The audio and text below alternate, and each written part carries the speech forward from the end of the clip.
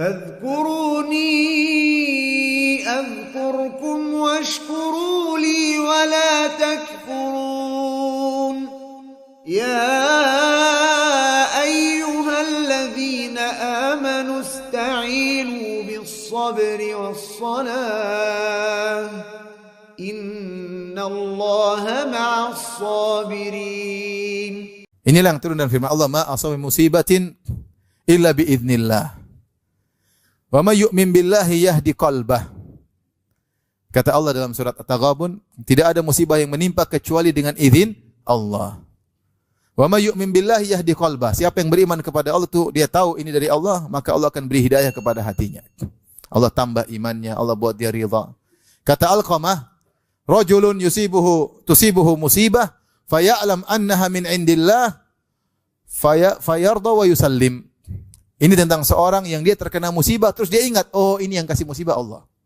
Benar lewat istri, benar lewat anak, benar lewat kawan, benar lewat rekan kerja. Ini kurang ajar semua bikin, tapi yang bikin musibah dari siapa? Allah. Melewati orang-orang ini. Terkadang musibah menimpa dari si istri, terkadang musibah istri ngomel mulu. Musibah itu tidak? Musibah berkesinambungan. Anak nakal, musibah enggak berhenti-berhenti. Ini nakal, inilah curi barang orang tua, narkoba lah. Benar, ini semua musibah dari orang-orang yang tidak. Tapi yang mentakdirkan ini semua siapa? Allah. Maka di antara hal yang membuat kita ridha, ini semua dari Allah. Dan Allah Maha Adil dan Allah Maha tahu yang terbaik buat apa? Buat saya. Ini semua yang terbaik buat saya yang Allah tetapkan. Maka ketika kita tahu bahwasanya ini dari Allah, kita mudah untuk apa? Ridha. Kita mudah untuk ridha. Makanya Nabi mengajarkan kalau kita tertimpa dengan hal yang buruk, kita bilang apa? Alhamdulillah ala kulli hal. Segala puji kepada Allah atas segala keputusannya, segala kondisi. Karena di balik musibah ini kalau kita ridha, kalau kita sabar pasti ada kebaikan. Pasti, bukan tidak. Pasti ada kebaikan. Makanya kita bilang alhamdulillah ala kulli hal. Kalau kamu tidak bisa mencerna dalam benakmu, kata Ibnul Qayyim, renungkanlah tentang kisah Khadir dengan anak yang dia bunuh. Kata Allah, fantalaqa hatta idza ketika Nabi Khadir dan Nabi Musa berjalan, kemudian mereka bertemu dengan gulam. Kata Allah, faqatalah, maka Khadir pun membunuh anak tersebut. Musa protes, aqatalta nafsan bighairi nafsin laqad ji'ta syai'an nukra. Apa kau bunuh seorang anak tanpa kesalahan? Dia tidak bunuh orang, kau bunuh dia. Kau telah berbuat perbuatan yang mungkar. Akhirnya Nabi Khadir menjelaskan, wa ammal gulamu fakana abawahu mu'minaini fakhashina ayyurhiqahuma tughyanan wa kufra. Fa'aradna ayyubdilahuma rabbuhuma khairan minhu zakatan wa aqraba ruhma. Akhirnya Nabi Khadir menjelaskan, wahai Musa, adapun anak yang saya bunuh tersebut, kedua orang tuanya beriman. Kalau anak ini besar, dia nakal anak ini. Dan dia akan menjerumuskan kedua orang tuanya dalam perbuatan zalim, berlebih-lebihan atau dalam kekufuran. Maka kami ingin Allah mengganti anak ini dengan anak yang lain yang lebih sayang kepada kedua orang tuanya. Lebih bertakwa, zakatan, lebih soleh, dan lebih rahmah, lebih sayang kepada kedua orang tuanya. Akhirnya anak ini meninggal, dan akhirnya Allah gantikan dengan anak yang lebih apa? Baik. Ketika anak ini meninggal, mungkin kedua orang tidak bisa terima. Kenapa anak ini meninggal? Ternyata Allah menyiapkan hal yang lebih apa? Lebih baik. Maksud saya, kata Ibnul Qayyim rahimahullah ta'ala, kalau kau tidak bisa mencerna apa hikmah kenapa saya terkena musibah, ingat kisah ini. Ingat kisah ini, kau tidak bisa. Tapi yakinlah di balik ini pasti ada kebaikan, ada hikmah. Pasti, bukan tidak pasti. Pasti, yang penting kau sabar. Kalau kau sabar, pasti ujungnya indah. Bukan tidak pasti. Pasti ujungnya indah. Pasti hikmahnya indah. Syaratnya kau sabar, husnudzan kepada Allah Subhanahu wa ta'ala. Cepat atau lambat, kau ngerti atau enggak ngerti, yakin pasti kesudahannya apa? Indah. Kalau kau tidak bisa paham, ingat kisah Khadir membunuh anak tersebut. Siapa yang mau terima anaknya dibunuh? Ternyata Allah ingin menggantikan dengan anak yang lebih baik. Ya. Oleh karenanya, ketika terkena musibah, seorang mengatakan alhamdulillah ala kulli hal. Cuma hikmah itu tidak dibuka oleh Allah langsung. Seandainya setiap hikmah dibuka, maka kita tidak akan sabar, tidak perlu ibadah. Makanya justru ibadah kita kepada Allah adalah Allah menyembunyikan hikmah tersebut. Sehingga kita tidak tahu hikmahnya, tapi kita sabar. Seandainya hikmahnya Allah buka, semua orang sabar. Saya sering sampaikan kisah Nabi Yusuf alaihissalam ketika diuji dengan ujian berturut-turut dia sabar. Bahkan ketika dia masuk penjara dia bilang tolong ceritakan saya kepada rajamu supaya dikeluarkan di penjara. Ternyata Allah mentakdirkan dia tetap di penjara. Temannya tadi lupa cerita tentang Yusuf. Ternyata di balik dia tetap di penjara ada hikmahnya. Akhirnya raja mimpi dan tidak ada yang bisa tafsirkan kecuali Nabi Yusuf. Seandainya dia keluar dari penjara ketika itu pulang ke Palestina tidak jadi apa-apa. Keluar dari penjara pulang. Tapi Allah ingin dia ditambah lagi penjaranya 7 tahun. Ternyata setelah 7 tahun raja mimpi. Jadi penjara 14 tahun. 7 tahun plus 7 tahun berikutnya. Ternyata raja bermimpi setelah itu dan tidak ada yang bisa nafsirkan kecuali Yusuf alaihissalam. Akhirnya dia jadi bangsawan. Seandainya sejak awal Nabi Yusuf sudah tahu bahwasanya dia bakalan dihasati oleh kakak-kakaknya. Dijual jadi budak. Dimasukkan dalam sumur. Dipisahkan dari orang tuanya. Di penjara, dituduh mau menzinai Imratul Aziz. Dia tahu ujungnya jadi bangsawan, sejak awal dia senyum-senyum aja. Dan tidak ada ibadah di balik itu, iya enggak? Oh, enggak apa-apa, jual aja enggak ada masalah. Kali ini jalan menuju jadi apa? Tapi kapan dia tahu setelah terjadi? Baru dia pikir, oh benar. Tapi selama itu dia beribadah kepada Allah. Ibadahnya apa? Sabar, husnudzon kepada Allah Subhanahu wa taala. Ujungnya pasti apa? Indah. Makanya Allah berkata kepada Nabi Nuh alaihissalam, "Tilka min amba'il ghaibi nuhiha ilaik.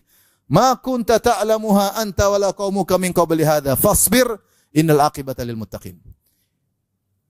Ya.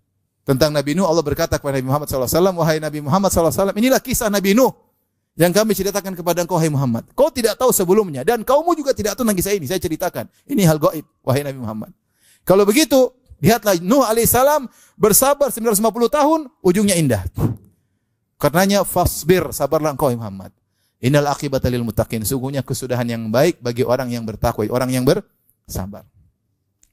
Jadi kalau kita terkena musibah, kita yakin bukan pasti. Kalau orang sabar pasti sudahnya apa? Kesudahannya apa? Indah. Makanya kalau orang terkena musibah, kemudian dia tidak sabar. Mungkin ada solusi, mungkin dengan cara dia. Tapi solusi tersebut tidak akan sempurna.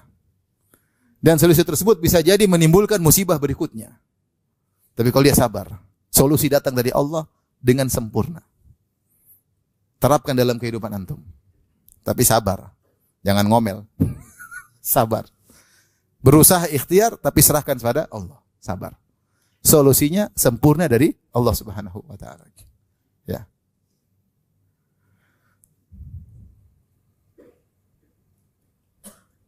Makanya Allah berkata kepada Bani Israel, "Wa tammat kalimatu rabbikal husna ala Bani Israil bima sabaru." Maka tertetapkanlah keputusan Allah yang terindah buat Bani Israel karena mereka bersabar. Ketika mereka bersabar baru ada solusi dari Allah, solusi yang indah dan solusi yang sempurna. Baik, yang berikutnya nomor berapa? Nomor 10. Di antara hal yang bantu kita untuk bersabar, Ibnu Qayyim menyebutkan rahimahullahu taala bahwasanya musibah itu seperti fenomena alam, seperti cuaca. Cuaca itu terkadang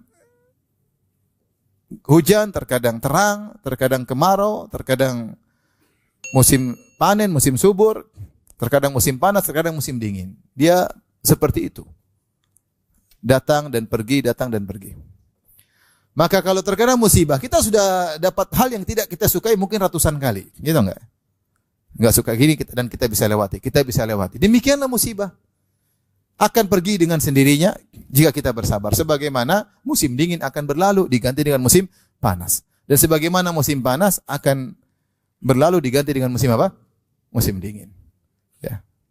Jadi sabar saja. Ada saatnya musibah tersebut akan terlewatkan. Maka kita bersabar. Bahkan jika musibah tersebut tidak hilang-hilang sampai kita mati, ketahuilah itu adalah tabiat kehidupan. Itu bukan musibah, itu hanyalah artinya itulah tabiat kehidupan, tidak bisa terhindar darimu. Bahwasanya kehidupan itu pasti ada musibahnya. Saya sering kasih logika seperti ada orang protes, dia bilang, "Ustadz, gimana? Jakarta setiap hari Senin musibah, macet." Itu bukan musibah. Itu sifat Jakarta. Kalau nggak bisa dihindari lagi, kalau bisa dihindari hindarkan. Kalau nggak bisa, anggap aja tabiat kehidupannya, sudah nikmati aja. Yang mau gimana? Nikmati aja. Karena tidak bisa ada solusinya. Kalau ada solusinya ya alhamdulillah. Kalau nggak bisa, anggap saja tabiat apa? Kehidupan. Di antara hal yang bantu kita untuk bisa ridha dengan musibah, masih banyak orang yang musibahnya lebih parah daripada kita. Ya, cukup melihat saudara-saudara kita di Gaza, di Rafah, ya sudah kita cukup kita ini ya, nikmat luar biasa. Nikmat luar biasa. Masih terlalu banyak orang yang susah, menderita ya daripada kita. Maka ketika kita melihat orang lebih buruk daripada kita, lebih besar musibahnya, maka kita bersyukur kepada Allah Subhanahu wa taala ya. Bahwasanya kita musibahnya masih ringan. Masih ringan.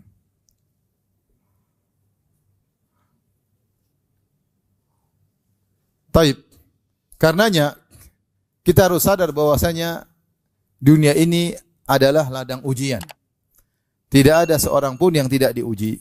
Siapapun dia, apakah dia raja, apakah dia jenderal, apakah dia presiden, juga diuji. Apakah dia orang terkenal, tidak terkenal, apakah dia miliarder atau banyak utang, semuanya akan ada ujiannya. Maka seorang ketika diuji, dia tahu ini adalah rangkaian dari kehidupan. Allah telah berfirman, laqad khalaqnal insana fi kabad. Sungguh kami telah ciptakan manusia dalam kepayahan.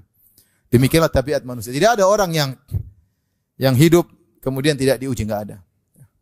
Masih sering bilang, kamu melihat ada seorang ketawa ke TV, belum tentu dia bahagia. Aku enggak tahu. Ya, belum tentu dia tampil di medsos seakan-akan bahagia, belum tentu dia bahagia. Betapa banyak orang hidup dalam sandiwara untuk menipu netizen. Banyak. Betapa banyak politikus yang tersenyum ketika pilkada, tapi sebenarnya dia lagi apa? Sakit hati. Kita enggak tahu.